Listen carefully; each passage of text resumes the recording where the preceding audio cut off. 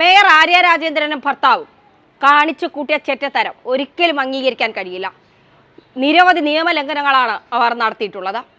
Zebra ലൈനിൽ വണ്ടി കൊണ്ടിടുക, കണ്ടക്ടറെ മോശമായി പെരുമാറുക, ഇല്ലാത്ത കാര്യങ്ങൾ നുണകളായി പറഞ്ഞു പരത്തുക, അങ്ങനെ നിരവധി കാര്യങ്ങളാണ്. ഒരു MLA ബസ്സിനുള്ളിൽ കയറി അതിലെ യാത്രക്കാരെ പറഞ്ഞു വിടുക.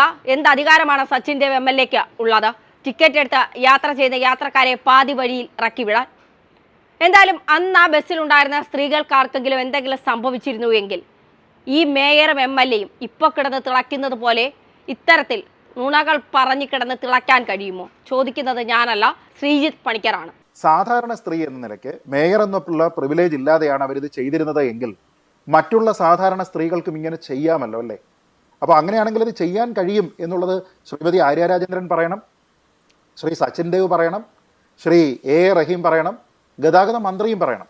കാരണം നമ്മുടെ നാട്ടിൽ ഈ CCTV എന്ന് പറഞ്ഞിട്ടുള്ള ഒരു സംവിധാനമുണ്ട് എന്ന് പല ആൾക്കാരും പല രാഷ്ട്രീയക്കാരും ഓർക്കാറ് തന്നെ ഇല്ല.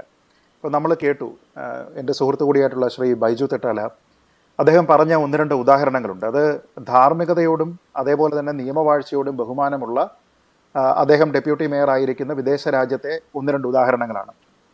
പക്ഷേ നമ്മുടെ നാട്ടിൽ ഈ ഡ്രൈവർ മേയർ വിഷയം ഉണ്ടാകുന്നത് കേരളത്തിലാണ്. കേരളത്തിൽ നുണ പറഞ്ഞതായിട്ട് ഏതെങ്കിലും രീതിയിൽ തെളിഞ്ഞാലോ CCTVയുടെ തെളിവ് പുറത്തു വന്നാലോ പ്രത്യേകിച്ച് ഒന്നും തന്നെ നടക്കാറില്ല എന്നുള്ളതാണ് വാസ്തവം. ഇപ്പോൾ ഉദാഹരണത്തിന് ബസ്സിൻ്റെ മുന്നിലേക്ക് ഒരാൾ ചാടുമ്പോൾ അയാളെ, അല്ലെങ്കിൽ കരിങ്കൊടി വീശി ഒരാൾ ഒരു ബസ്സിൻ്റെ സൈഡിൽ നിൽക്കുമ്പോൾ അയാളെ മാറ്റി ഒരു സൈഡിലേക്ക് നിർത്തി തല്ലി പഞ്ഞിക്കിടുന്ന ഒരു സാഹചര്യം ഉണ്ടാകുമ്പോൾ അതിൻ്റെ ദൃശ്യങ്ങൾ പുറത്തു വന്നതിന് ശേഷവും മുഖ്യമന്ത്രി പറഞ്ഞ പെരും നുണ എന്നത് അദ്ദേഹത്തെ പാർട്ടി പ്രവർത്തകർ രക്ഷാപ്രവർത്തനം നടത്തുകയായിരുന്നു എന്നാണ്. ഇപ്പോൾ ഇത് പറയുന്നത് ചെറിയ ആളല്ല, വെറും ഒരു പാർട്ടിക്കാരനല്ല, നേരെ മറിച്ച് ഈ നാട് ഭരിക്കുന്ന മുഖ്യമന്ത്രിയാണ്. അതേപോലെ തന്നെ നമ്മൾ ഈ ലോ മേക്കിങ്ങിനെ പറ്റി അദ്ദേഹം പറഞ്ഞു, ശ്രീ ബൈജു പറഞ്ഞു.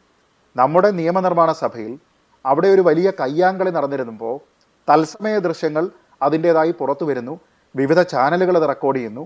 ഇതെല്ലാം പുറത്തു വരുന്ന സമയത്ത് ഇതൊന്നും തന്നെ ശരിയായ ദൃശ്യങ്ങളെ അല്ല എന്ന് കോടതിയിൽ വരെ പോയി പറഞ്ഞിരിക്കുന്ന ആൾക്കാരാണ് ഇവിടെ ഉള്ളത്.